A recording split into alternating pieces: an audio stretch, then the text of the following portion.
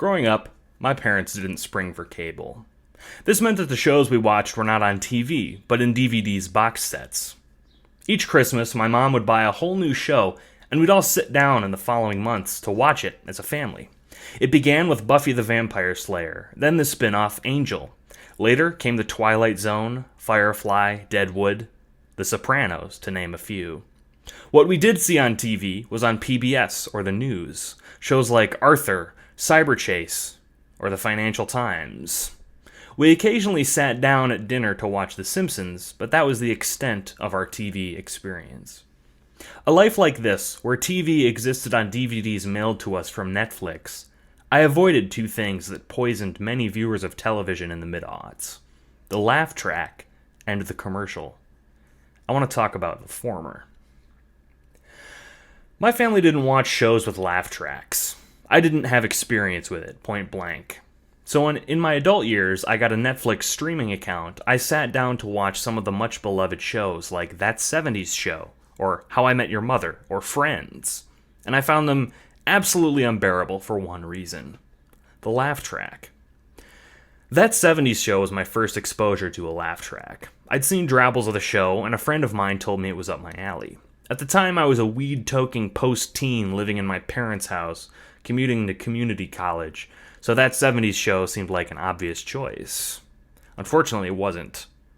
I had, of course, known laugh tracks existed, and I was ready to push the faux live studio audience in the back of my mind. After all, my dad had bought me some tapes of John Belushi on Saturday Night Live before, so laughter was surely nothing new. But where Saturday Night Live's laughter enhanced the performance in a way, made it feel like I was sitting with dozens of people laughing at the same jokes I was, the laughter in That 70s Show was dead and stale, as if being piped in artificially. I don't know if it was or not, but it certainly felt like it.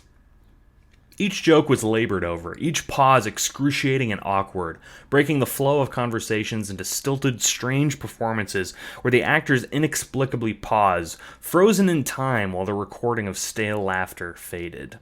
A game of red light, green light with an audience that wasn't there.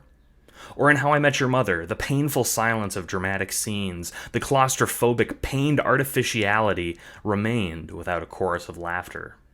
Even shows with real audience and funny jokes, like The Fresh Prince of Bel-Air, distracted from the flow of the episode, cheapened the humor, orally distracted from the dialogue. Even classics like Monty Python and Saturday Night Live began to wear on me.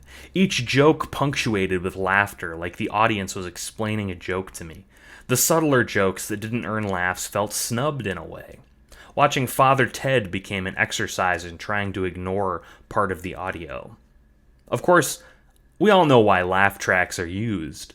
It's an easy way to invite the viewer into the world, to make them feel like they're there with the audience watching it themselves, to make them feel like they're watching the show with someone. But as someone who's failed to tune out the laughter, all I hear each time a laugh is played is a reminder that all I'm watching is a show. Shows that live or die on their own comedy merits are ultimately more memorable. The Office, for instance, one of the most cornerstone shows in the past decade, is all the more impactful since its best moments are not at the mercy of a laugh track.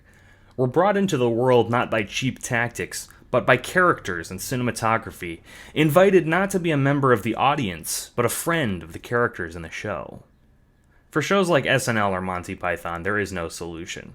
These are not shows about characters, but about humor, vignettes, a delight to be shared with a recorded audience.